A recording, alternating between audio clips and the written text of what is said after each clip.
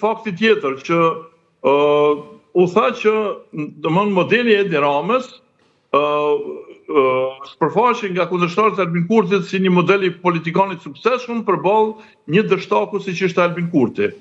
Në ndërkohë, mu para zgjedhjeve në Kosovë shpërthyen mega skandalet në Shqipëri, të cilat këtu në Kosovë krijuan bindjen se pushteti i Edi Ramës po zbehet dhe nuk shqen ka një model i suksesit, po përkundërt zi.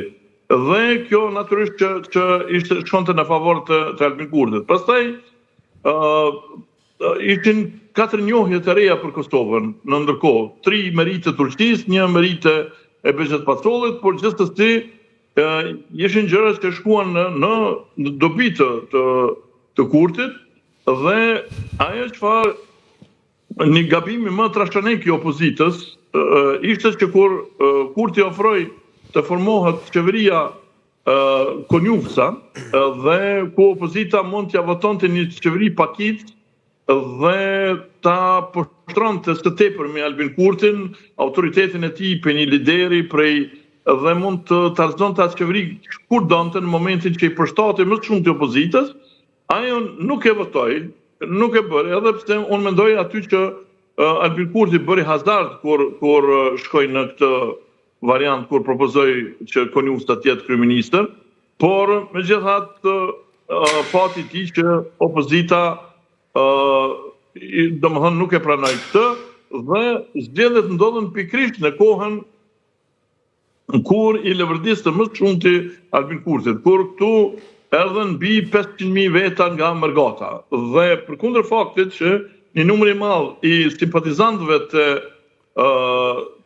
qëndrojmë pak tek Mërgata në Nexmedin. Përse do në shkryuar një lloj tabu në opinionin publik mbar shqiptar që Mërgata voton masivisht vetëvendosjen dhe Albin Kurtin? Dhe çka rezultatet e kanë dëshmuar që realisht e voton masivisht? Ka arsye, megjithëse tani po ndryshojmë temën, ka arsye të veta, sepse Mërgata shikon vetëm atë dinitetin kombëtar. Sheni tek Albin Kurti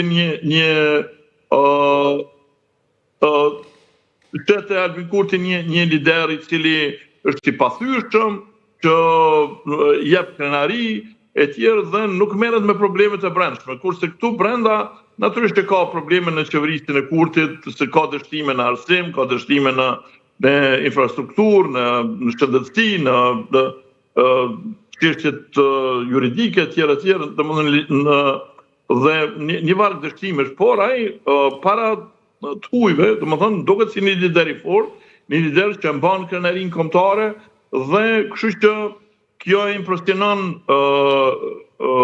pastaj plus imazhi i tij si njeri pa korruptuar, që e mban gjatë, po mendoj lart atë ndërgjegjjen kombëtare përballë të tjerëve të cilët ata i konsiderojnë hajdutër.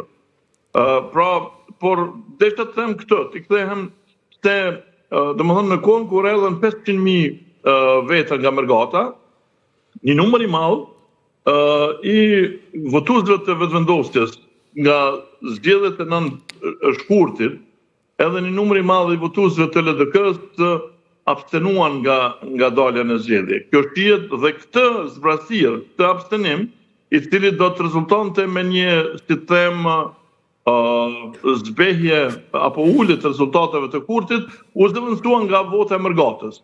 Dhe ky ishte gabim natyrisht fatal i opozitës që pikërisht bëri që në vend të votonte Kolumsa.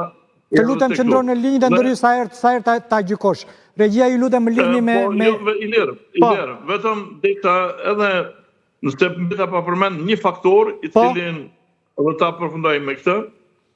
Një faktor i cili është merit e Kurtit. Domethënë që ishte veçanta e reja, që nuk e ka bërë Kurti në fushatat e kaluara, por e bëri në këtë fushat dhe kjo ka pasur ndikimin e vet që ai të ketë ngritje të votave. Dhe kjo është premtimi për ndërtimin e xhamisë së Ibrit. Vetëm xhami në veri të Kosovës, në veri në cep të urës së lumit Ibër, e cila ka qenë djegur në 2 maj 1999 nga forcat serbe, dhe që asnjëherë asnjë politikan nuk ka marrë guximin ta kërkojë rindërtimin e saj, dhe fakti që ai e bëri këtë premtim në një mënyrë ngjallën një entuziazëm të